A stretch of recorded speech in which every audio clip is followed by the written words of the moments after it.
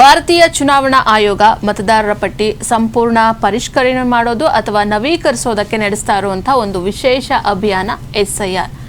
ಇದು ಎಷ್ಟು ವ್ಯಾಪಕವಾಗಿ ನಡೀತಾ ಇದೆ, ಇದಕ್ಕೆ ವಿರೋಧ ಎಷ್ಟು ವ್ಯಕ್ತ ಆಗ್ತಾ ಇದೆ, ಇದರಲ್ಲಿ ಎದುರಿಸ್ತಾ ಇರುವಂತಹ ಸಮಸ್ಯೆಗಳೇನೇನು, ಎಷ್ಟು ಪಾರದರ್ಶಕವಾಗಿ ನಡೀತಾ ಇದೆ, ಇದರ ವಿಚಾರದ ಬಗ್ಗೆ ಮಾತಾಡೋಣ. ನನ್ನ ಜೊತೆ ಇದ್ದಾರೆ ನಮ್ಮ ಔಟ್ಪುಟ್ ಎಡಿಟರ್ ಆದಂತಹ Manjunath. Welcome Manjunath. Thank you Chitra. So ನಾನಾಗ್ಲೇ ಹೇಳಿದೆ, ಭಾರತೀಯ ಚುನಾವಣಾ ಆಯೋಗ ನಡೆಸ್ತಾ ಇರುವಂತಹ ಒಂದು ವಿಶೇಷ ಅಭಿಯಾನ SIR. ಸೊ ಇದರ ಒಂದು ಪ್ರಮುಖ ಉದ್ದೇಶ ಆದ್ರೂ ಏನು, ಇದು ಯಾವಾಗಿಂದ ಪ್ರಾರಂಭ ಆಯಿತು, ಇದಕ್ಕೆ ಎಷ್ಟು ಒಂದು ವಿರೋಧ ವ್ಯಕ್ತ ಆಗ್ತಾ ಇದೆ, ಹೇಗೆ ಅಂತ? ಎಸ್ ಚಿತ್ರ, ಇಲ್ಲಿ ಭಾರತ ಅಂತ ಬಂದಾಗ ಅತ್ಯಂತ ವಿಶ್ವದ ದೊಡ್ಡ ಪ್ರಜಾಪ್ರಭುತ್ವ ರಾಷ್ಟ್ರವನ್ನ ಹೊಂದಿರತಕ್ಕಂಥದ್ದು ಭಾರತ. ಇಲ್ಲಿ ಪ್ರಜೆಗಳೇ ಪ್ರಭುಗಳು, ಪ್ರಜೆಗಳಿಂದ ಆಯ್ಕೆ ಮಾಡ್ತಕ್ಕಂಥ ಪ್ರತಿನಿಧಿಗಳು ಇಲ್ಲಿ ಆಡಳಿತವನ್ನ ಮಾಡ್ತಾರೆ, ಎಲ್ಲರಿಗೂ ಕೂಡ ಗೊತ್ತಿರತಕ್ಕಂಥ ವಿಚಾರ. ಈ ಒಂದು ವಿಚಾರವನ್ನ ಮುಂದೆ ಇಟ್ಟುಕೊಂಡು ಎಲ್ಲ ಒಂದ್ ಕಡೆ ಬೇರೆ ಬೇರೆ ವಲಸೆ ಬರತಕ್ಕಂಥವ್ರು ಅಥವಾ ಸತ್ತಿರ್ತಕ್ಕಂಥವ್ರು, ಮತ್ತೊಂದು ಕಡೆ ವರ್ಗಾವಣೆ ಆಗಿರ್ತಕ್ಕಂಥವ್ರು, ಅವರಲ್ಲಿ ಒಂದಿಷ್ಟು ತೊಂದರೆ ಆಗಬಹುದು, ಸಮಸ್ಯೆ ಆಗಬಹುದು ಅನ್ನುವಂತಹ ದೃಷ್ಟಿಯಿಂದಾಗಿ ಇದೀಗ ಭಾರತ ಚುನಾವಣಾ ಆಯೋಗ ಒಂದು ಮಹತ್ವದ ನಿರ್ಧಾರವನ್ನು ತೆಗೆದುಕೊಂಡಿದೆ. SIR ಮೂಲಕವಾಗಿ ಒಂದು ಮತದಾರ ಪರಿಷ್ಕರಣೆ. ಇಲ್ಲಿ ಕಂಪ್ಲೀಟ್ ಆಗಿ ಮತದಾರರನ್ನ ತೆಗೆದು ಹಾಕ್ತೀವಿ ಎನ್ನುವಂತಹದ್ದಲ್ಲ, ಅಥವಾ ಕಂಪ್ಲೀಟ್ ಆಗಿ ಅವರನ್ನ ಮತದಾನದಿಂದ ಹೊರಗಿಡ್ತೀವಿ ಎನ್ನುವಂತಹ ಪ್ರಶ್ನೆ ಅಲ್ಲ. ಇಲ್ಲಿ ಏನು ಈಗಾಗಲೇ ಕೂಡ ಯಾರೆಲ್ಲ ಸಾವನ್ನಪ್ಪಿದ್ದಾರೆ ಅವ್ರಿಗೆಲ್ಲ ಒಂದ್ ಕಡೆ ಡಬಲ್ ಇರ್ತಕ್ಕಂಥ ಇರುತ್ತೆ, ಅಥವಾ ಅವ್ರದ್ದು ಇನ್ನು ಎಡಾಗಿರುತ್ತದೆ, ಅವ್ರನ್ನ ತೆಗಿಸ್ಬೇಕಾಗತ್ತೆ. ಯಾಕಂದ್ರೆ ಸತ್ತೋದ್ಮೇಲೆ ಫ್ಯಾಮಿಲಿ ಅವ್ರು ಯಾರು ಕೂಡ ತಲೆ ಕೆಡಿಸ್ಕೊಳ್ಳೋದಿಲ್ಲ, ಮತದಾರನ ಪಟ್ಟಿಯಲ್ಲಿ ಇರ್ತಕ್ಕಂಥ ಹೆಸರನ್ನ ತೆಗಿಸಬೇಕು ಅನ್ನುವಂಥದ್ದು ಯಾರು ಕೂಡ ಗೋಜಿಗೆ ಹೋಗೋದಿಲ್ಲ. ಇನ್ನು ಬೇರೊಂದು ಕಡೆಗೆ ವಲಸೆ ಹೋಗ್ತಕ್ಕಂಥದ್ದು, ನೀವು ತುಮಕೂರಿಂದನ ಬೆಂಗಳೂರಿಗಾಗಿರ್ಬೋದು ಅಥವಾ ಬೇರೆ ಕಡೆ ಹೋಗೋದು ಅಂತದ್ದಾಗಿರ್ಬೋದು, ವಲಸೆ ಹೋಗಿರ್ತಕ್ಕಂಥವ್ರು ಏನ್ ಮಾಡ್ತಾರೆ, ಇಲ್ಲಿ ತುಮಕೂರಿನಲ್ಲೂ ಕೂಡ ಇರುತ್ತೆ, ಅಲ್ಲಿ ಬೆಂಗಳೂರಿನಲ್ಲೂ ಕೂಡ ಇರುತ್ತೆ. ಆ ಥರ ತೊಂದರೆಗಳು ಆಗಬಾರ್ದು, ಒಂದ್ ಕಡೆ ಇರಬೇಕು ಅನ್ನುವಂತಹ ಉದ್ದೇಶದಿಂದಾಗಿ ತೆಗೆಯುವಂತಹ ಕೆಲಸಗಳು ಆಗಬಹುದು. ಮತ್ತೊಂದು ಕಡೆ ಬೇರೆ ವಲಸೆ ಬರ್ತಕ್ಕಂಥವ್ರು ಅಂದ್ರೆ ಬಾಂಗ್ಲಾದೇಶ ಆಗಿರ್ಬೋದು, ಪಾಕಿಸ್ತಾನ ಆಗಿರ್ಬೋದು, ಬೇರೆ ಬೇರೆ ಕಡೆಯಿಂದ ಬಂದಿರತಕ್ಕಂಥವ್ರು ಆಗಿರ್ಬೋದು, ನಕಲಿ ಐಡಿಗಳನ್ನ ಸೃಷ್ಟಿ ಮಾಡಿಕೊಂಡು ಆ ಮೂಲಕವಾಗಿ ಭಾರತದಲ್ಲಿ ಮತವನ್ನ ಪಡೆಯೋದಕ್ಕೆ ಮುಂದಾಗ್ಬೋದು, ಅಥವಾ ಮತದಾನವನ್ನ ಒಂದು ಹಕ್ಕನ್ನ ಪಡ್ಕೊಂಡು ನಂತರ ನಾವು ಈ ದೇಶದವರು ಎನ್ನುವಂತಹ ನಿಟ್ಟಿನಲ್ಲಿ ಕೂಡ ಮುಂದಾಗ್ಬೋದು. ಹೀಗಾಗಿ ಭಾರತ ಸರ್ಕಾರ ತೆಗೆದುಕೊಂಡಿರ್ತಕ್ಕಂಥ ಅತ್ಯಂತ ಮಹತ್ತರವಾಗಿರ್ತಕ್ಕಂಥ ನಿರ್ಧಾರ ಅಂತಾನೆ ಹೇಳ್ಬೋದು ಈ ಒಂದು ವಿಚಾರವನ್ನ. ಇನ್ನು ಇದು ಮೊದಲನೇ ಬಾರಿಗೆ ಆರಂಭವಾಗಿದ್ದು ಬಿಹಾರದಲ್ಲಿರ್ತಕ್ಕಂಥ ಸಮಸ್ಯೆಗಳನ್ನ ಅಥವಾ ಬಿಹಾರದಲ್ಲಿರ್ತಕ್ಕಂಥ ಮತದಾರರ ಪಟ್ಟಿಯನ್ನ ಪರಿಷ್ಕರಣೆ ಮಾಡೋದ್ರ ಮೂಲಕವಾಗಿ ಒಂದಿಷ್ಟು ಪ್ರಥಮ ಹೆಜ್ಜೆಯನ್ನ ಹಿಡಿತು ಭಾರತ ಚುನಾವಣಾ ಆಯೋಗ. ಅದಾದ ನಂತರ ಇದೀಗ ಪಶ್ಚಿಮ ಬಂಗಾಳ ಆಗಿರ್ಬೋದು ಅಥವಾ ಆಂಧ್ರ ಪ್ರದೇಶ ಆಗಿರ್ಬೋದು ಸೇರಿದಂತೆ ಹಲವಾರು ರಾಜ್ಯಗಳಲ್ಲೂ ಕೂಡ ಇದು ಇಂಪ್ಲಿಮೆಂಟ್ ಮಾಡಿದೆ. ನಾವು ಪಶ್ಚಿಮ ಬಂಗಾಳ ಅಂತ ಬಂದಾಗ ಕಳೆದ ಚುನಾವಣೆ ಗಮನಿಸಬೇಕಾಗುತ್ತೆ ಚಿತ್ರ. ಯಾಕೆಂತ ಹೇಳಿದ್ರೆ ಸುಮಾರು 58 ಲಕ್ಷಕ್ಕಿಂತ ಹೆಚ್ಚು ಮತದಾರರನ್ನ ಅಕ್ರಮ ಅಂತ ಹೇಳಿ ಅಳಿಸಾಕಿರ್ತಕ್ಕಂಥದ್ರಲ್ಲಿ ಹೌದು, ಅಲ್ಲಿ ಸತ್ತೋಗಿರೋರು ಕೂಡ ಇದ್ದಾರೆ, ಅಥವಾ ವರ್ಗಾವಣೆ ಬೇರೆ ಕಡೆ ವಲಸೆ ಹೋಗಿರ್ತಕ್ಕಂಥವ್ರು ಇದ್ದಾರೆ. ಅಲ್ಲಿ ಬಹಳಷ್ಟು ಕೇಳ ಬಂದಿದ್ದು ಬಾಂಗ್ಲಾದೇಶದ ವಲಸಿಗರು, ಇವರಿಗೆ ಅನಧಿಕೃತವಾಗಿ ವೋಟರ್ ಐಡಿಯನ್ನ ಕೊಟ್ಟಿದ್ದಾರೆ ಅನ್ನುವಂತಹದ್ದನ್ನ ತೆಗೆದುಕೊಂಡು ಹೀಗಾಗಿ ಅಲ್ಲಿ ಒಂದು ಬ್ರೇಕ್ ಹಾಕಬೇಕು ಅನ್ನೋ ಒಂದು ಉದ್ದೇಶನಾಗಿ ಒಂದು ಹೊಸ ಬದಲಾವಣೆಯನ್ನ ಮಾಡ್ತು. ಹೀಗಾಗಿ ಅಲ್ಲಿರ್ತಕ್ಕಂಥ ಮತದಾರರ ಸಂಖ್ಯೆ ಕೂಡ ಇಳಿಮುಖ ಆಯಿತು. ಪ್ರಥಮ ಬಾರಿಗೆ ಬಿಜೆಪಿ ಅಧಿಕಾರಕ್ಕೆ ಬಂತು. ಹೀಗಾಗಿ ಬಿಜೆಪಿ ಅಧಿಕಾರಕ್ಕೆ ಬಂದಿದ್ದೇ ತಡ ಎಲ್ಲ ಒಂದ್ ಕಡೆ ಕಾಂಗ್ರೆಸ್ ನಾಯಕರು ಈ ಒಂದು SIR ನಿಂದಲೇ ಕೂಡ ಮತದಾರರನ್ನ ಬೇಕು ಅಂತಲೇ ಕೈ ಬಿಟ್ಟಿದ್ದೀರಾ, ಹೀಗಾಗಿ ಬೇಕು ಅಂತ ಕೈ ಬಿಟ್ಟಿರೋದ್ರಿಂದಾಗಿ ನಮಗೆ ಮತದಾರರನ್ನ ಓಲೈಕೆಯನ್ನ ಮಾಡ್ಲಿಕ್ಕೆ ಸಾಧ್ಯ ಇಲ್ಲ, ಮತ್ತೆ ಇಲ್ಲೇ ಮೂಲತಃವಾಗಿರ್ತಕ್ಕಂಥವನ್ನು ಕೂಡ ಹೊರಗುಳಿಯುವಂತಾಗಿದೆ ಅನ್ನುವಂತಹ ಆರೋಪವನ್ನ ಪಕ್ಷಗಳು ಮಾಡಿವೆ. ಇದರಲ್ಲಿ ಎಷ್ಟರ ಮಟ್ಟಿಗೆ ಸತ್ಯ ಇದೆ, ಎಷ್ಟು ಮಟ್ಟಿಗೆ ಸುಳ್ಳಿದೆ ಅನ್ನೋದನ್ನ ಗಮನಿಸಬೇಕಾಗತ್ತೆ. ಇದು ಭಾಗಶಃವಾಗಿ ಒಂದು SIR ಮಾಡ್ತಿರ್ತಕ್ಕಂಥದ್ದು ಸದ್ಯದ ಪರಿಸ್ಥಿತಿಯಲ್ಲಿ ಅತ್ಯಂತ ಅವಶ್ಯಕತೆ ಅನ್ನುವಂಥದ್ದು ಮಾತ್ರ ಅಭಿಪ್ರಾಯ ಚಿತ್ರ. ಇಲ್ಲಿ ಸಂಸತ್ ಅಧಿವೇಶನ ನಡೆಯುವಂತ ಸಂದರ್ಭದಲ್ಲೂ ಅಷ್ಟೇ ವಿಪಕ್ಷಗಳು ಏನು ಸಂಸತ್ತಿನ ಹೊರಭಾಗದಲ್ಲಿ ಏನು ಒಂದು ಪೋಸ್ಟರ್ಗಳನ್ನ ಇಟ್ಕೊಂಡು ಅದಕ್ಕೆ ಬೇಡ ಅನ್ನೋಂಥ ರೀತಿನಲ್ಲಿ ಅವರ ಒಂದು ಅಭಿಪ್ರಾಯವನ್ನ ಕೂಡ ವ್ಯಕ್ತಪಡಿಸಿದ್ರು. ಈಗ ಅಟ್ ಪ್ರೆಸೆಂಟ್ ಅಂದ್ರೆ ಈ SIR ನ ಕಾರ್ಯವಿಧಾನ ಯಾವ ರೀತಿಯಾಗಿರುತ್ತೆ ಅಂತ?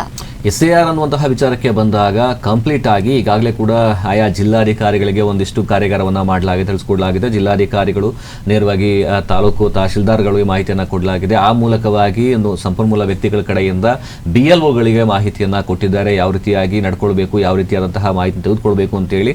ಮೊದಲನೇದಾಗಿದು ಅತ್ಯಂತ ಪರಿಣಾಮಕಾರಿಯಾಗಿ ಯಶಸ್ವಿ ಆಗಬೇಕು ಅಂತ ಹೇಳಿದ್ರೆ ಗ್ರಾಮ ಮಟ್ಟದಲ್ಲಿ ಸಭೆಗಳನ್ನ ಮಾಡ್ತಕ್ಕಂಥದ್ದು, ಇದ್ರಗಳ ಮೂಲಕವಾಗಿ ಒಂದಿಷ್ಟು ಮಾಹಿತಿಯನ್ನ ಕೊಡಬೇಕಾಗತ್ತೆ. ಯಾಕೆಂತ ಹೇಳಿದ್ರೆ ಏಕಾಏಕಿ ಹೋಗಿ ಈಗ ಒಂದು ಮನೆಗೆ ಹೋಗ್ತೀವಿ ಅಂತ ಸಿಗೋಣ, ಎಲ್ಲರೂ ಕೂಡ ಸಿಗೋದಿಲ್ಲ, ನಮ್ಗೆ ಅಲ್ಲಿರ್ತಕ್ಕಂಥ ಮಾಹಿತಿಯನ್ನ ಕೊಡೋದಕ್ಕೆ ಸಾಧ್ಯ ಆಗೋದಿಲ್ಲ. ಹೀಗಾಗಿ 3 ಸಲ ಭೇಟಿ ಕೊಡಬೇಕು ಅನ್ನುವಂತಹದ್ದು ಕೂಡ ಈ ಒಂದು ನಿಯಮದಲ್ಲಿ ಹಾಕೊಂಡಿದ್ದಾರೆ.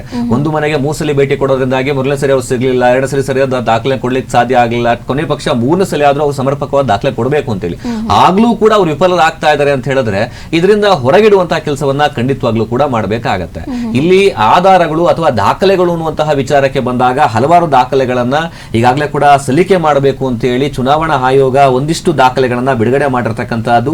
ಆ ಒಂದು ದಾಖಲೆಗಳ ಒಂದು ವಿಚಾರದ ಬಗ್ಗೆ ಮಾತನಾಡೋದಾದ್ರೆ, ಯಾಕೆಂತ ಹೇಳಿದ್ರೆ ಯಾವುದೇ ದಾಖಲೆಗಳನ್ನ ಐಡಿ ಪ್ರೂಫ್ ಅನ್ನು ತೋರಿಸಬೇಕಾಗತ್ತೆ. ಇಲ್ಲಿ ಜನನ ಪ್ರಮಾಣ ಪತ್ರ, ಬರ್ತ್ ಸರ್ಟಿಫಿಕೇಟ್, ಮತ್ತೆ SLC ಅಥವಾ 10ನೇ ತರಗತಿ ಯಾರೆಲ್ಲ ಓದಿದ್ದಾರೆ ಅವರು ಕೂಡ ಈ ಒಂದು ದಾಖಲೆನ ಕೊಡಬೇಕಾಗತ್ತೆ. ಪಾಸ್ಪೋರ್ಟ್ ಆಗಿರ್ಬೋದು, ಆಧಾರ್ ಕಾರ್ಡ್ ಆಗಿರ್ಬೋದು, ಪಡಿತರ ಚೀಟಿ ಆಗಿರ್ಬೋದು, ಇನ್ನು ವಾಸಸ್ಥಳ ದೃಢೀಕರಣ ಪತ್ರ, ನಿವಾಸ ನಾನು ಇಷ್ಟು ವರ್ಷದಿಂದ ಇಲ್ಲೇ ಕೂಡ ವಾಸ ಮಾಡ್ತಾ ಇದ್ದೀನಿ ಎನ್ನುವಂತಹ ದಾಖಲೆ ಆಗಿರ್ಬೋದು, ಅಥವಾ ಸರ್ಕಾರಿ ನೌಕರರ ಅಂತ ಒಂದು ವೇಳೆ ಸರ್ಕಾರಿ ನೌಕರರಾಗಿದ್ರೆ ಅವರ ಗುರುತಿನ ಚೀಟಿ ಕೂಡ ಕೊಡಬೇಕಾಗತ್ತೆ. ಇನ್ನು ಪಿಂಚಣಿ ಆದೇಶದ ಪತ್ರ, ಜೊತೆಗೆ ಜಾತಿ ಅಥವಾ ಆದಾಯ ಪ್ರಮಾಣ ಪತ್ರ, ಸರ್ಕಾರಿ ದಾಖಲೆ ಅಂದ್ರೆ ಗೌರ್ಮೆಂಟ್ ಕೊಟ್ಟಿರತಕ್ಕಂಥ ದಾಖಲೆ, ಇನ್ನು ಪೋಷಕರ ಜನನ ಅಥವಾ ಶಿಕ್ಷಣಕ್ಕೆ ಸಂಬಂಧಿಸಿದಂತಹ ದಾಖಲೆಗಳು, ಜೊತೆಗೆ ಇದೀಗ ಆಧಾರ್ ಕಾರ್ಡ್ ಅನ್ನ ಕೂಡ ಇದಕ್ಕೆ ಆಡ್ ಮಾಡಿರ್ತಕ್ಕಂಥದ್ದು ಒಂದಿಷ್ಟು ದಾಖಲೆಗಳು. ಇಲ್ಲಿ ಗಮನಿಸಬೇಕಾಗಿರ್ತಕ್ಕಂಥ ವಿಚಾರ ಅಂದ್ರೆ ಚಿತ್ರ, ಇಲ್ಲಿ ಕಂಪ್ಲೀಟ್ ಆಗಿ ಎಲ್ಲಾ ದಾಖಲೆಗಳನ್ನ ಕೂಡ ಫೋರ್ಜರಿ ಮಾಡಬಹುದು. ಆದ್ರೆ ಇವರ ಅಪ್ಪ, ತಾತ ಅಥವಾ ಅವರ ಹಿಂದಿರ್ತಕ್ಕಂಥವರು ಕೂಡ ಒಂದಿಷ್ಟು ಮಾಹಿತಿಯನ್ನ ದಾಖಲೆಗಳನ್ನ ಕೊಡಬೇಕಾಗತ್ತೆ. ವೋಟರ್ ಐಡಿ ಆಗಿರ್ಬೋದು, ಪರಿಶೀಲನೆ ಖಂಡಿತವಾಗ್ಲೂ ಕೂಡ ಆಗುತ್ತೆ. ಆಧಾರ್ ಬಂದಿರೋದು ಇತ್ತೀಚೆಗಾದ್ರೂ ಕೂಡ, ಆದ್ರೆ ಹಿಂದೆ ಯಾರೆಲ್ಲ ಕೂಡ ಮತದಾನ ಆಗಿದ್ರು ಅನ್ನುವಂತಹದ್ದು, ಜೊತೆಗೆ ಅಕ್ಕಪಕ್ಕದವರು ಮಾಹಿತಿಯನ್ನ ಕೂಡ ಪಡ್ಕೊಳ್ತಾರೆ. ಎಲ್ಲ ಒಂದ್ ಕಡೆ ಈ ಬಾಂಗ್ಲಾದೇಶ ಬಂದು ಇಲ್ಲಿ ತುಮಕೂರಿನಲ್ಲಿ ನಿಂತ್ಕೊಂಡಿದ್ದಾರೆ ಅಂತ ಹೇಳಿದ್ರೆ ಅಕ್ಕಪಕ್ಕದವರು ಕೂಡ ಗೊತ್ತಾಗೇ ಆಗುತ್ತೆ ಎಷ್ಟು ವರ್ಷದಿಂದ ಅವ್ರು ಇಲ್ಲಿ ಕೆಲಸ ಮಾಡ್ತಾ ಇದ್ದಾರೆ, ಇಲ್ಲಿ ಇದ್ದಾರೆ ಅಂತ ಹೇಳಿ. ಜೊತೆಗೆ ನಿಮ್ಮ ದಾಖಲೆಗಳನ್ನ ಒಂದು ತಾತ್ಕಾಲಿಕವಾಗಿ ತೆಗೆದುಕೊಳ್ಬಹುದು, ಆದ್ರೆ ನೀವೊಂದು 50 ವರ್ಷ 30 ವರ್ಷ ಹಿಂದಿನ ದಾಖಲೆ ಕೊಡುವಂತದ್ದು ಕಷ್ಟ ಆಗುತ್ತೆ. ಹೀಗಾಗಿ ಒಂದಿಷ್ಟು ಸರಳೀಕರಣದ ಜೊತೆಗೆ ಒಂದಿಷ್ಟು ಮಾಹಿತಿಯನ್ನ ಕೊಟ್ಟು ನಾವು ಭಾರತೀಯರೇ, ಕರ್ನಾಟಕದವರೇ, ನಾವು ಮತದಾನವನ್ನ ಮಾಡಿದೀವಿ ಅನ್ನುವಂಥದ್ದನ್ನ ಪುರಾವೆಗಳನ್ನ ಕೊಡುವಂತದ್ದು ಬಹಳ ಮುಖ್ಯ ಆಗುತ್ತೆ. ಸೊ ಈಗ SIR ಕಾರ್ಯವಿಧಾನ ಯಾವ ರೀತಿಯಾಗಿ ನಡೆಯುತ್ತೆ ಅಂತ ಹೇಳಿ ಕೂಡ ತಿಳಿಸಿದ್ರಿ. ಇದಕ್ಕೆ ಅಂದ್ರೆ ಅಟ್ ಪ್ರೆಸೆಂಟ್ ಈಗ ಯಾವ ಹಂತದಲ್ಲಿ ಎಲ್ಲಿ ನಡೀತಾ ಇದೆ ಮತ್ತೆ ಇದಕ್ಕೆ ಎಲ್ಲಿ ವ್ಯಾಪಕ ವಿರೋಧ ವ್ಯಕ್ತ ಆಗ್ತಾ ಇದೆ? ಇಲ್ಲಿ ಭಾಗಶಃವಾಗಿ INDA ಅಂದ್ರೆ ಕಾಂಗ್ರೆಸ್ ಮೈತ್ರಿಕೂಟ ಏನಿದೆ ಅದು ಬಹಳಷ್ಟು ವಿರೋಧವನ್ನ ಮಾಡ್ತಾ ಇದೆ. ಕಾರಣ ಅಂತ ಹೇಳಿದ್ರೆ ಇದರಲ್ಲಿ ಏನು ಬಿಜೆಪಿಗೆ ಅಗೇನೆಸ್ಟ್ ಆಗಿ ಯಾರಿದ್ದಾರೆ ಅಥವಾ ಜನಗಳು ಯಾರಿದ್ದಾರೆ, ವೋಟರ್ಸ್ ಯಾರಿದ್ದಾರೆ ಅವರನ್ನ ತೆಗೆದು ಹಾಕುವಂತಹ ಕೆಲಸವನ್ನ ಮಾಡ್ತಾರೆ. ಒಂದು ಎಕ್ಸಾಂಪಲ್ ಅಂತ ಹೇಳಿದ್ರೆ SIR ಅನ್ನುವಂಥದ್ದು ಒಂದು ವಿಧಾನಸಭಾ ಕ್ಷೇತ್ರ, ಅಲ್ಲಿ ಕಾಂಗ್ರೆಸ್ ಅಭ್ಯರ್ಥಿ ಸ್ಪರ್ಧೆ ಮಾಡಿ ಗೆದ್ದಿರ್ತಾರೆ. ಸುಮಾರು 10 ರಿಂದ 15 ಸಾವಿರ ಅಂತರದಲ್ಲಿ ಅವನು ಗೆದ್ದಿರ್ತಾನೆ ಅನ್ನುವಂತಹದ್ದು. ಅಂತಹ ಕ್ಷೇತ್ರಗಳನ್ನ ಟಾರ್ಗೆಟ್ ಮಾಡ್ತಾ ಇದ್ದಾರೆ. ಅಂತಹ ಕ್ಷೇತ್ರ ಟಾರ್ಗೆಟ್ ಮಾಡೋದ್ರಿಂದ ಏನಾಗುತ್ತೆ, ಸುಮಾರು 10 ರಿಂದ 20 ಸಾವಿರ ಮತಗಳನ್ನ ಅಲ್ಲಿ ಕೈ ಬಿಡುವಂತಹ ಕೆಲಸವನ್ನ ಮಾಡಿದ್ರೆ ಮುಂಬರ್ತಕ್ಕಂಥ ಚುನಾವಣೆಗಳಲ್ಲಿ ಅವರು ಎಕ್ಸಾಕ್ಟ್ಲಿ ಸೋಲನ್ನ ಕಾಣೋದು ಖಂಡಿತ ಆಗುತ್ತೆ. ಇದೇ ರೀತಿ ಮಾಡ್ತಾ ಹೋದ್ರೆ ಕರ್ನಾಟಕದ ವಿಧಾನಸಭಾ ಒಂದು ಕ್ಷೇತ್ರಗಳಲ್ಲಿ 24 ಕ್ಷೇತ್ರಗಳಲ್ಲಿ ಕನಿಷ್ಠ 100 ರಿಂದ 110 ಕ್ಷೇತ್ರಗಳಲ್ಲಿ ಕಾಂಗ್ರೆಸ್ ಅಭ್ಯರ್ಥಿಗಳು ಸೋಲ್ತಾರೆ ಅನ್ನುವಂತಹ ಒಂದು ಆತಂಕವನ್ನ ಅವ್ರು ವ್ಯಕ್ತಪಡಿಸಿರ್ತಕ್ಕಂಥ ಕರ್ನಾಟಕದ ಹೇಳ್ತಾ ಇದ್ದೀನಿ. ಅದನ್ನ ಹೊರತುಪಡಿಸಿದ್ರೆ ಬೇರೆ ಬೇರೆ ರಾಜ್ಯಗಳಲ್ಲಿ ಯಾವ ರೀತಿಯಾದಂತಹ ಒಂದು ಮಾನದಂಡ ಆಗಬಹುದು, ಕಾಂಗ್ರೆಸ್ ಪಕ್ಷನೇ ಎಲ್ಲಿ ಏನಾಗಬಹುದು ಇಲ್ಲ. ಕಾಂಗ್ರೆಸ್ನವ್ರಿಗೆ ಇಷ್ಟು ಆತಂಕ ಯಾಕೆ ಜಾಸ್ತಿ ಆಗಿದೆ ಅಂತ ಹೇಳಿದ್ರೆ, ಉದಾಹರಣೆ ತೆಗೆದುಕೊಳ್ಳೋದು ಪಶ್ಚಿಮ ಬಂಗಾಳ. ಸುಮಾರು 58 ಲಕ್ಷ ಮತಗಳನ್ನ ಅವರು ಬಂದ್ ಮಾಡಿದ್ದಾರೆ ಅಂತ ಹೇಳಿದ್ರೆ ಅಥವಾ ತೆಗೆದುಹಾಕಿದ್ದಾರೆ ಅಂತ ಹೇಳಿದ್ರೆ ಕರ್ನಾಟಕದಲ್ಲಿ ಎಷ್ಟು ತೆಗಿಬಹುದು ಅನ್ನುವಂತಹ ಆತಂಕ ಕಾಡ್ತಾ ಇದೆ. ಬಿಜೆಪಿ ವೋಟರ್ಸ್ ಗಳನ್ನ ಇವರು ವಿನಾಕಾರಣವಾಗಿ ಇಲ್ಲಿ ನೀವು ನಿಜವಾಗ್ಲೂ ಕೂಡ ಅವ್ರು ಬಾಂಗ್ಲಾದೇಶದವರಾಗಿದ್ರೆ ತೆಗೆದುಹಾಕಿ, ಅಥವಾ ಸತ್ತೋಗ್ರವ್ರು ಇದ್ರೆ ಅವ್ರದ್ದು ಹೆಸರು ಕೂಡ ಕೈ ಬಿಡಿ. ಅದನ್ನ ಹೊರತುಪಡಿಸಿ ಇಲ್ಲೇ ಇದ್ದಿರ್ತಕ್ಕಂಥ ಜನರ ಹೆಸರನ್ನ ಕೈ ಬಿಡುವಂತದ್ದು ಇಷ್ಟರ ಮಟ್ಟಿಗೆ ಸರಿ ಅನ್ನುವಂತಹದ್ದು ಕಾಂಗ್ರೆಸ್ ನಾಯಕರ ಆರೋಪ. ಆದ್ರೆ ಇದಕ್ಕೆ ಸ್ಪಷ್ಟನೆ ಕೂಡ ಚುನಾವಣಾ ಆಯೋಗನೂ ಕೂಡ ಕೊಟ್ಟಿದೆ, ಭಾರತ ಸರ್ಕಾರವೂ ಕೂಡ ಕೊಟ್ಟಿದೆ. ಅವ್ರು ಸಮರ್ಪಕವಾಗಿರ್ತಕ್ಕಂತಹ ದಾಖಲೆಗಳನ್ನ ಕೊಟ್ಟರೆ ಯಾವುದೇ ಕಾರಣಕ್ಕೂ ಕೂಡ ಅದು ತೆಗೆಯೋದಿಲ್ಲ ಅನ್ನುವಂಥದ್ದು ಸ್ಪಷ್ಟವಾಗಿ ಹೇಳ್ತಾ ಇದ್ದಾರೆ. ಸೊ ಇದಕ್ಕೆ SIR ಗೆ ಜನರ ಪ್ರತಿಕ್ರಿಯೆ ಯಾವ ರೀತಿಯಾಗಿ ವ್ಯಕ್ತ ಆಗ್ತಾ ಇದೆ? ಈ ಒಂದು SIR ನಲ್ಲಿ ಎದುರಿಸ್ತಾ ಇರುವಂತಹ ಸವಾಲುಗಳು ಏನೇನು? ಇಲ್ಲಿ ಗಮನಿಸಬೇಕಾದಂತಹ ವಿಚಾರ ಅಂತ ಹೇಳಿದ್ರೆ, ಇಲ್ಲಿ ಜನಸಾಮಾನ್ಯರಿಗೆ SIR ಅಂದ್ರೆ ಏನಂತಾನೆ ಕೂಡ ಇನ್ನೂ ಅರ್ಥ ಆಗ್ತಾ ಇಲ್ಲ. ಇದೇನು ಕೂಡ ಅಧಿಕಾರಿಗಳ ಮಟ್ಟದಲ್ಲೇ ಇದೆ. ಏನು ಜಿಲ್ಲಾಧಿಕಾರಿಗಳು, ತಹಶೀಲ್ದಾರ್, BLO ಈ ಒಂದು ಮಟ್ಟದಾಗೆ ಇರ್ತಕ್ಕಂಥದ್ದು. ಹೀಗಾಗಿ ನಾನು ಆಗ್ಲೇ ಹೇಳಿದಾಗೆ, ಯಾವಾಗ ನೀವು ತಾಲೂಕುಗಳಲ್ಲಿ ಹೊರತುಪಡಿಸಿ ಗ್ರಾಮ ಸಭೆಗಳನ್ನ ಮಾಡ್ಬೇಕು, ಫಸ್ಟ್ ಗ್ರಾಮ ಸಭೆಗಳನ್ನ ಮಾಡಿ ಆ ಮೂಲಕವಾಗಿ SIR ಅಂದ್ರೆ ಇದು, ಮತದಾರ ಪರಿಷ್ಕರಣೆ ಅಂದ್ರೆ ಇದು, ಈ ತರ ಬಂದಾಗ ನೀವು ಮಾಹಿತಿಯನ್ನ ಇಸ್ಕೊಡಿ, ಈ ತರದ ದಾಖಲೆಗಳನ್ನು ತೆಗೆದಿಟ್ಕೊಂಡಿರಿ ಅನ್ನುವಂತಹ ಮಾಹಿತಿಗಳನ್ನ ಕನಿಷ್ಠ ಪಕ್ಷ ಸಾಮಾನ್ಯವಾಗಿ ತಿಳುವಳಿಕೆ ಮೂಡಿಸ್ತಕ್ಕಂಥದ್ದಾಗಬೇಕು. ಅದನ್ನ ಮಾಡಿದಲ್ಲಿ ಏಕಾಏಕಿ BLOಗಳು ಹೋಗಿ ನಾವು SIR ಇದೇ ಪರಿಷ್ಕರಣೆ ಮಾಡ್ತಾ ಇದೀವಿ ಅಂತ ಹೇಳಿಕೊಟ್ರೆ ಯಾರು ತಾನೇ ರೆಸ್ಪಾನ್ಸ್ ಮಾಡ್ತಾರೆ? ಇದನ್ನ ಸರ್ಕಾರ ಮಾಡಬೇಕು, ಅಧಿಕಾರಿಗಳು ಮಾಡಬೇಕು. ಈಗಾಗಲೇ ಕೂಡ ನಾವು ತುಮಕೂರು ಡಿಸ್ಟ್ರಿಕ್ಟ್ ತೆಗೆದುಕೊಂಡಾಗ ಸಾಕಷ್ಟು ಅಧಿಕಾರಿಗಳು ಈ ಬಗ್ಗೆ ಕಾರ್ಯಪ್ರವೃತ್ತರಾಗಿದ್ದಾರೆ. ನಾವು ಗುಬ್ಬಿ ತಾಲೂಕಿನಲ್ಲೂ ಕೂಡ ಈಗಾಗಲೇ ಕೂಡ ಸಭೆಗಳನ್ನ ಮಾಡಿದ್ದಾರೆ, ಬೇರೆ ಬೇರೆ ತಾಲೂಕುಗಳು ಕೂಡ ಸಭೆಗಳನ್ನ ಮಾಡಿದ್ದಾರೆ. ಜೊತೆಗೆ ರಾಜಕಾರಣಿಗಳು ಕೂಡ ಒಂದಿಷ್ಟು ಒಂದು ಮನವರಿಕೆ ಮಾಡ್ತಕ್ಕಂಥ ಕೆಲಸ ಮಾಡ್ತಾ ಇದ್ದಾರೆ. ಸ್ವತಃ ಕಾಂಗ್ರೆಸ್ ಶಾಸಕರಾಗಿರ್ತಕ್ಕಂಥ SR ಶ್ರೀನಿವಾಸ್ ಅವರು ಕೂಡ ಗುಬ್ಬಿನಲ್ಲಿ ಒಂದು ಸಭೆ ಮಾಡ್ತಾರೆ.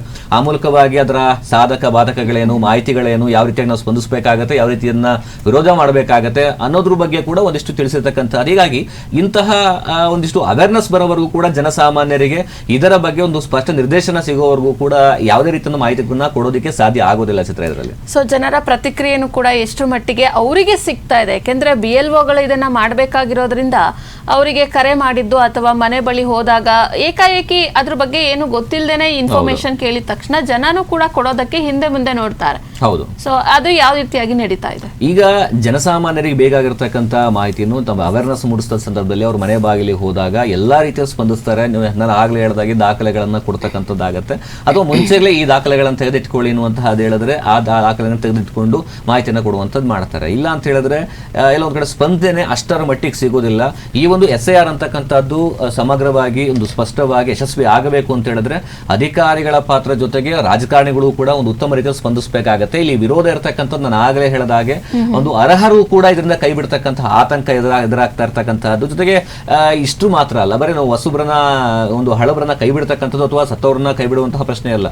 ಯಾರೆಲ್ಲ ಹೊಸದಾಗಿ 18 ವರ್ಷ ತುಂಬಿರುತ್ತೆ ಅಂತವ್ರನ್ನ ಕೂಡ ಒಂದು ಪಟ್ಟಿಗೆ ಸೇರ್ಪಡೆ ಮಾಡ್ಕೊಳ್ತಕ್ಕಂಥದ್ದು ಕೂಡ ಈ ಒಂದು SIR ಆಗತ್ತೆ, ಪರಿಷ್ಕರಣೆ ಮಾಡ್ತಕ್ಕಂಥದ್ದು ಆಗುತ್ತೆ. ಇದು ಎಷ್ಟು ಪಾರದರ್ಶಕವಾಗಿ ನಡೀತಾ ಇದೆ ಅಂತ ಹೇಳಿ ನೋಡೋದಾದ್ರೆ ಎಷ್ಟು ಮಟ್ಟಿಗೆ ಇದು ನಡೀತಾ ಇದೆ? ಇದು ಪಾರದರ್ಶಕದ ವಿಚಾರಕ್ಕೆ ಬಂದಾಗ ಸರ್ಕಾರ ಎಷ್ಟರ ಮಟ್ಟಿಗೆ ಚುನಾವಣಾ ಆಯೋಗದ ನಿರ್ದೇಶನಗಳನ್ನ ಒಂದು ಪಾಲನೆ ಮಾಡುವುದಕ್ಕೆ ಮುಂದಾಗತ್ತೆ, ಆಗ ಮಾತ್ರ ಯಶಸ್ವಿ ಆಗ್ತಕ್ಕಂಥದ್ದು. ಇಲ್ಲಿ ಒಂದು ಬಿಜೆಪಿ ಸರ್ಕಾರ ಇರಲಿ, ಕಾಂಗ್ರೆಸ್ ಸರ್ಕಾರ ಇರಲಿ, ಸಮರ್ಪಕವಾಗಿ ಸ್ಪಂದಿಸಬೇಕು, ಕಾರ್ಯಕರ್ತರಿಗೆ ಒಂದಿಷ್ಟು ನಿರ್ದೇಶನವನ್ನ ಕೊಡಬೇಕು, ಜನಸಾಮಾನ್ಯರಿಗೆ ಒಂದು ತಿಳುವಳಿಕೆಯನ್ನ ಕೊಡಬೇಕು. ಅದು ಜವಾಬ್ದಾರಿ ಸರ್ಕಾರದ್ದು. ಈಗ ಅಧಿಕಾರಿಗಳು ಹೋಗಿ ಎಲ್ಲವನ್ನ ಕೂಡ ಮಾಡ್ಲಿಕ್ಕೆ ಸಾಧ್ಯ ಇಲ್ಲ. ಚುನಾವಣಾ ಆಯೋಗ ಏನೇ ಸ್ಟೇಟ್ಮೆಂಟ್ ಕೊಟ್ಟರು, ಏನೇ ಸುದ್ದಿಗೋಷ್ಠಿ ಮಾಡಿ ಮಾಹಿತಿ ಕೊಟ್ಟರು, ಚುನಾವಣಾ ಆಯೋಗದ ಮಾತನ್ನ ಯಾರು ಕೂಡ ಅಷ್ಟರ ಮಟ್ಟಿಗೆ ಒಂದು ಪಾಸಿಟಿವ್ ಆಗಿ ತಗೊಳ್ಳೋದಿಲ್ಲ, ಅಷ್ಟು ಒಂದು ತಿಳ್ಕೊಳ್ಳುವಂತಹ ಕೆಲಸವನ್ನ ಮಾಡೋದಿಲ್ಲ. ಅದೇ ಸರ್ಕಾರದಿಂದ ಒಂದು ಆದೇಶ ಬರ್ತಾ ಇದೆ, ಇದರ ಬಗ್ಗೆ ಸ್ಪಷ್ಟ ಮಾಹಿತಿ ಬೇಕು, ಸ್ಪಷ್ಟ ಸಂದೇಶವನ್ನ ಕೊಡಬೇಕು ಅಂತ ಹೇಳಿದ್ರೆ ಯಾರಾದ್ರೂ ಕೂಡ ಸ್ಪಂದಿಸ್ತಾರೆ. ಹೀಗಾಗಿ ಸರ್ಕಾರ ಹಾಗೆ ಚುನಾವಣಾ ಆಯೋಗ ಒಂದು ಒಟ್ಟಾಗಿ ಕೆಲಸ ಮಾಡಿದಾಗ ಮಾತ್ರ ಇದಕ್ಕೆ ಉತ್ತಮವಾದಂತಹ ಫಲಿತಾಂಶ ಸಿಗುತ್ತೆ. ಅದನ್ನು ಹೊರತುಪಡಿಸಿ ಕೇವಲ ಒಂದು ಚುನಾವಣಾ ಆಯೋಗವೇ ಬೇರೆ, ಸರ್ಕಾರವೇ ಬೇರೆ ರೀತಿ ನಡ್ಕೊಂಡ್ರೆ ಇಲ್ಲಿ ಸಮಸ್ಯೆಗಳ ಸಾಗರವಾಗುತ್ತೆ ಹೊರತು ಈ ಒಂದು SIR ಅಂತಕ್ಕಂಥದ್ದು ಸಮರ್ಪಕವಾಗಿ ಜಾರಿ ಆಗುದಿಲ್ಲ ಅನ್ನುವಂಥದ್ದನ್ನ ಕಾಣಬೇಕಾಗುತ್ತೆ. ಸೊ ಈಗಾಗಲೇ ನೀವು ಹೇಳಿದ ಪ್ರಕಾರ BLOಗಳು ಅವರ ಸ್ವತಃ ಅವರೇ ಮನೆ ಬಾಗಿಲಿಗೆ ತೆರಳಿ ಅವರ ಎಂಟ್ರಿಯನ್ನ ಮಾಡ್ಕೊಳ್ಬೇಕು. ಇದು ಕೆಲವೊಂದು ಕಡೆ ತಾಂತ್ರಿಕ ಸಮಸ್ಯೆಯನ್ನ ಎದುರಿಸ್ತಾ ಇದೆಯಾ?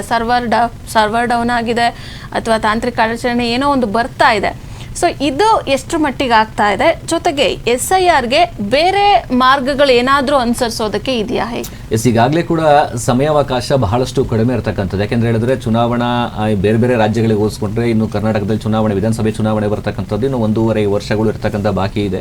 ಈ ಚುನಾವಣೆ ಸಂದರ್ಭಗಳಲ್ಲಿ ಇದನ್ನೆಲ್ಲ ಕೂಡ ಪರಿಷ್ಕರಣೆಯಾಗಿ ಒಂದು ಪಟ್ಟಿ ತಯಾರು ಮಾಡಿ ಮತ್ತಷ್ಟು ಒಂದು ಹೊಸ ಪಟ್ಟಿಯನ್ನು ಬಿಡುಗಡೆ ಮಾಡಬೇಕಾಗತ್ತೆ. ಆ ಜವಾಬ್ದಾರಿ ಚುನಾವಣಾ ಆಯೋಗದ ಮೇಲಿದೆ. ಹೀಗಾಗಿ ಅದನ್ನು ವೇಗವಾಗಿ ಮಾಡುತ್ತೆ. ಇನ್ನು SIR ಜಾರಿ ಮಾಡುವಂತಹ ವಿಚಾರಕ್ಕೆ ಬಂದಾಗ ಕರ್ನಾಟಕದಲ್ಲಿ ಇನ್ನೂ ಕೂಡ ಜಾರಿ ಆಗಿಲ್ಲ. ಇದನ್ನು ಆರಂಭದಲ್ಲಿ ಅಂತಂದ್ರೆ ಅಧಿಕಾರಿಗಳಿಗೆ ಮಾಹಿತಿ ನೀಡತಕ್ಕಂತಹ ಹಂತದಲ್ಲಿ ಇರತಕ್ಕಂತಹದ್ದು, ಜನರಿಗೆ ಒಂದಿಷ್ಟು ಮಾಹಿತಿ ಕೊಡ್ತಕ್ಕಂತಹ ಹಂತಗಳಾಗ್ತಾ ಇದೆ. ಹೀಗಾಗಿ ಏಕಾಏಕಿ ಜಾರಿ ಮಾಡಿದ್ರೆ ಗೊತ್ತು ಸರಿಯಾದ ಸ್ಪಂದನೆ ಸಿಗೋದಿಲ್ಲ ಅಂತ ಹೇಳಿ, ಹೀಗಾಗಿ ರಾಜ್ಯ ಸರ್ಕಾರ ಆಗಿರ್ಬೋದು, ಚುನಾವಣಾ ಆಯೋಗ ಆಗಿರ್ಬೋದು, ಒಂದು ಹಂತವನ್ನ ಮಾಡಿ ಅದರ ಮೇಲೆ ಸಾಧಕ ಬಾಧಕಗಳ ಬಗ್ಗೆ ಚರ್ಚೆಯನ್ನ ಮಾಡ್ತಾ ಇದೆ. ಇನ್ನು ಸರ್ವರ್ ಬಗ್ಗೆ ಮಾತನಾಡಿದ್ರೆ ನೀವು ಈಗಾಗಲೇ ಕೂಡ ಯಾವುದೇ ವಿಚಾರವನ್ನ ತೆಗೆದುಕೊಂಡ್ರು ಸರ್ವರ್ ಸಮಸ್ಯೆ ಇದ್ದೇ ಇದೆ. ಅದರಲ್ಲೂ ಕೂಡ ಗೌರ್ಮೆಂಟ್ ಅನ್ನುವಂತಹ ವಿಚಾರಕ್ಕೆ ಬಂದಾಗ ನೀವು ಕೂಡ ಒಂದ್ಸಲ ಯೋಚನೆ ಮಾಡಬೇಕಾಗತ್ತೆ. ಪ್ರೈವೇಟ್ ಅಲ್ಲಿ ಮಾಡಬೇಕಾದ್ರೆ ಯಾಕೆ ಸರ್ವರ್ ಬಿಸಿ ಬರೋದಿಲ್ಲ, ಗೌರ್ಮೆಂಟ್ ಅಲ್ಲಿ ಮಾಡಿದ್ರೆ ಯಾಕೆ ಸರ್ವರ್ ಬಿಸಿ ಬರುತ್ತೆ ಅಂತ ಅದು ಸರ್ಕಾರದವರೇ ಉತ್ತರವನ್ನ ಕೊಡಬೇಕಾಗತ್ತೆ. ಯಾಕೆ ಸರ್ಕಾರ ಅಷ್ಟೊಂದು ವೀಕ್ ಇದೆಯಾ ಅಥವಾ ಸರ್ಕಾರದ ಟೆಕ್ನಿಕಲ್ ಅಷ್ಟೊಂದು ವೀಕ್ ಇದೆಯಾ ಗೊತ್ತಿಲ್ಲ.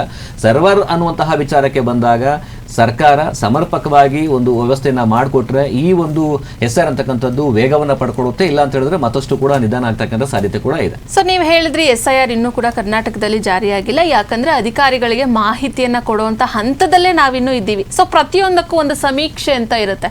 ಈಗ ಯಾವುದೋ ಒಂದು ಯೋಜನೆ ಬರುತ್ತೆ ಅಂದ್ರೆ ಅದು ಒಂದು ಸಮೀಕ್ಷೆ ಮಾಡೋದಕ್ಕೆ ಒಂದು ಇದು ಕೂಡ ಇರುತ್ತೆ, ಒಂದು ಸಂಸ್ಥೆ.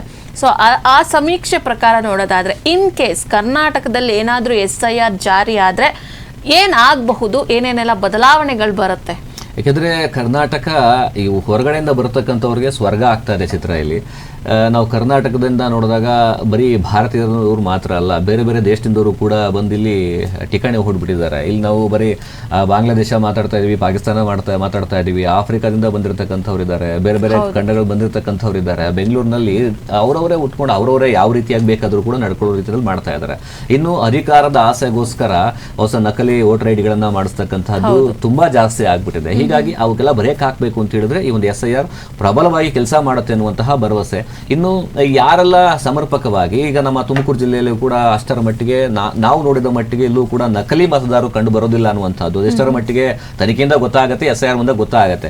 ಆದ್ರೆ ರಾಜಧಾನಿ ಬೆಂಗಳೂರು ಅಂತ ನಗರ ಬಂದಾಗ ನಕಲಿ ಆಧಾರ್ ಕಾರ್ಡ್ ಮಾಡಿಸ್ತಕ್ಕಂಥದ್ದು, ಆ ಕಾರ್ಡ್ಗಳನ್ನ ಒಂದು ಚುನಾವಣೆಯಲ್ಲಿ ಭಾಗವಹಿಸ್ತಕ್ಕಂಥದ್ದು ಇವು ಹೆಚ್ಚಾಗುತ್ತೆ. ಹೀಗಾಗಿ ಇದಕ್ಕೆ ಬ್ರೇಕ್ ಹಾಕಬೇಕು. ಇನ್ನು ಒಂದಿಷ್ಟು ಮಾಹಿತಿಗಳ ಪ್ರಕಾರ ನೋಡೋದಾದ್ರೆ ಚುನಾವಣೆ ಅಂತ ಒಂದು ವಿಚಾರ ಬರುತ್ತೆ. ಚುನಾವಣೆ ಅಂತ ಬಂದಾಗ ಕೇವಲ ಅಲ್ಲೇ ಕೂಡ ಒಂದು ಸಮೀಕ್ಷೆಯನ್ನ ಮಾಡ್ತಾರೆ. ಸಮೀಕ್ಷೆಯಲ್ಲಿ ಮಾಡಿ ಇಂತಹ ಅಭ್ಯರ್ಥಿ ಒಂದು 10,000 ಮತಗಳಿಂದ 20,000 ಮತಗಳಿಂದ ಸೋಲ್ತಾರೆ ಅನ್ನುವಂತಹ ವಿಚಾರ ಒಂದಿಷ್ಟು ಪಕ್ಷದ ಹೈಕಮಾಂಡ್ ನಾಯಕರಿಗೆ, ಅದು ಕಾಂಗ್ರೆಸ್ ಆಗಿರಲಿ, ಬಿಜೆಪಿ ಆಗಿರಲಿ, JDS ಆಗಿರಲಿ, ಒಂದಿಷ್ಟು ನಾಯಕರಿಗೆ ಮೊದಲೇ ಗೊತ್ತಾಗತ್ತೆ. 1 ವರ್ಷ ಅಥವಾ 1.5 ವರ್ಷದ ಮುಂಚೆ ಫಿಕ್ಸ್ ಆಗತ್ತೆ.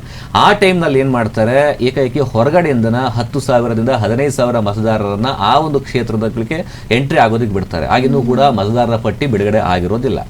ಇಂತಹ ಸಂದರ್ಭದಲ್ಲಿ ಏನಾಗುತ್ತೆ, ಮತದಾರರ ಪಟ್ಟಿಗೆ ಹೊಸದಾಗಿ ಹೆಸರನ್ನ ಸೇರ್ಪಡೆ ಮಾಡ್ತಾರೆ, 10,000 ಒಂದು ಮತದಾರರು ಸೇರ್ಪಡೆ ಮಾಡ್ತಾರೆ. ಅವರು ಅಲ್ಲೇ ಇರ್ತಾರೆ, ಅಂದ್ರೆ ಅವರ ವೋಟಿಂಗ್ ಲಿಸ್ಟ್ ಅಲ್ಲಿರ್ತಕ್ಕಂಥದ್ದು, ಅವ್ರು ಬೇರೆ ಕಡೆ ಕೆಲಸ ಮಾಡ್ತಾರೆ, ಎಲೆಕ್ಷನ್ ದಿನ ಬರ್ತಾರೆ, ವೋಟ್ ಹಾಕ್ತಾರೆ. ಸುಮಾರು 10,000 ಮತಗಳು ಅದು ಯಾವುದೇ ಪಕ್ಷದ ಅಭ್ಯರ್ಥಿ ಅಂದ್ರೆ ಯಾರು ಕರೆಸಿರ್ತಾರೆ ಅವ್ರಿಗೆ ಮತ ಹಾಕುವಂತ ಕೆಲಸ ಆಗುತ್ತೆ. ಇಂತಹ ಬೆಳವಣಿಗೆಗಳು ಕೂಡ ರಾಜಕಾರಣದಲ್ಲಿ ನಡೀತಾ ಇದೆ ಅನ್ನುವಂತಹದ್ದು, ಇದಕ್ಕೂ ಕೂಡ ಒಂದು ಬ್ರೇಕ್ ಸಿಗಬಹುದು ಅನ್ನುವಂತಹದ್ದು ನೋಡ್ಬೇಕಾಗತ್ತೆ. ಯಾಕೆಂತ ಹೇಳಿದ್ರೆ ನಾವು ಚುನಾವಣಾ ಆಯೋಗದ ಒಂದು ಲಿಸ್ಟ್ ಅನ್ನ 1 ವರ್ಷನೋ 1.5 ವರ್ಷ 2 ವರ್ಷದಿಂದ ಮುಂಚೆ ಬಿಡುಗಡೆ ಮಾಡಿದ್ರೆ ಯಾವುದೇ ರೀತಿಯ ಪರಿಣಾಮ ಬೀರೋದಿಲ್ಲ. ಕೇವಲ ಒಂದು ತಿಂಗಳು 2 ತಿಂಗಳು ಮುಂಚೆ ಏನಾದ್ರು ಕೂಡ ಬಿಡುಗಡೆ ಆದ್ರೆ, ಹೊಸ ಪಟ್ಟಿ ಬಿಡುಗಡೆ ಆದ್ರೆ ಇದಕ್ಕೆ ಬ್ರೇಕ್ ಆಗ್ತಕ್ಕಂಥ ಸಾಧ್ಯತೆ ಕೂಡ ಇದೆ. ಸೊ ಒಟ್ಟಾರೆಯಾಗಿ SIRಗೆ ಸಂಬಂಧಪಟ್ಟಂತೆ ಅದರ ಕಾರ್ಯವಿಧಾನ ಯಾವ ರೀತಿಯಾಗಿ ನಡೀತಾ ಇದೆ, ಎಷ್ಟು ಪಾರದರ್ಶಕವಾಗಿ ನಡೀತಾ ಇದೆ, ಜೊತೆಗೆ ಕರ್ನಾಟಕದಲ್ಲಿ ಏನಾದರೂ SIR ಜಾರಿ ಆದರೆ ಅದರ ಪರಿಣಾಮ ಹೇಗಿರುತ್ತೆ, ಇದೆಲ್ಲದನ್ನ ಮಾತಾಡಿದ್ವಿ.